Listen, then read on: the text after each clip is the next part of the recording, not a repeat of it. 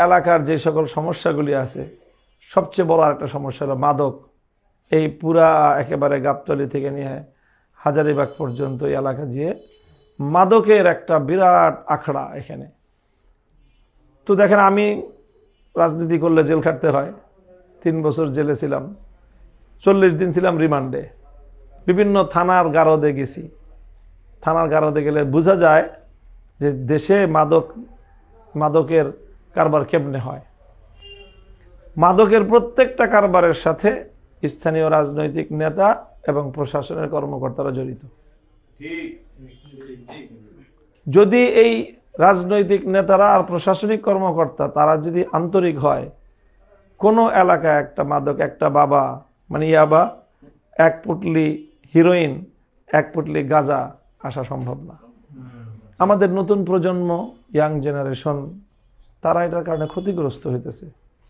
যে নাকি মাদকাসক্ত হয়ে যায়, সুন্দর একটা বিভিন্ন জায়গায় একটা স্লোগান লেখা থাকে, মাদক মাকে কাঁদায়। আসলেই একটা সন্তান, একটা ছেলে, একটা যুবক, একটা তরুণ যদি মাদকাসক্ত হয়ে যায়, পুরা পরিবারটার শান্তি নষ্ট হয়ে যায়। তো এই জন্য আমার আশা যে যেই সকল কিশোররা বিপদগামী হয়ে গেছে, দোষ তো কিশোরদের না, আসলে তো দোষ হলো যারা তাদেরকে ইউজ করে, তাদের সমাজপতি যারা এই সকল কিশোরদেরকে দিয়ে মাস্তানি করায়, চাঁদাবাজি করায়, কমিশন খায়, এইসব যারা করে সমাজের উঠতি প্রজন্মকে ধ্বংস করে দিচ্ছে।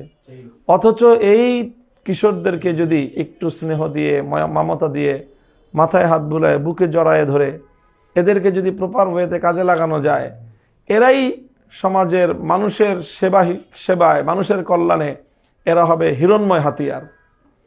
ইনশাল্লাহ আমি আপনাদের কাছে প্রতিশ্রুতি দিচ্ছি, যদি আপনাদের সেবক হিসাবে আল্লাহ আমাকে আপনারা যদি নির্বাচন করেন, তাহলে ইনশাল্লাহ আপনাদের পাশে সবসময় পাবেন। এলাকায় থাকি, এলাকায় আপনাদের মানে পায়ে হাইটাও যেতে হবে না, জোরে চিল্লান দিলে এখানে শুনতে পাবো ইনশাল্লাহ।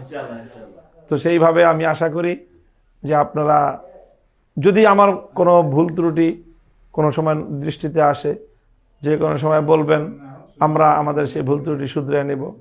কোনো পরামর্শ থাকলে যে কোনো সময় পরামর্শ দিবেন, সেই পরামর্শ অনুযায়ী আমরা কাজ করব।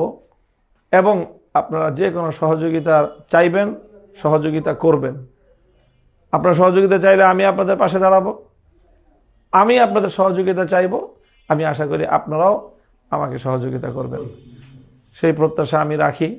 এখন নতুন বাংলাদেশ বিনির্মাণ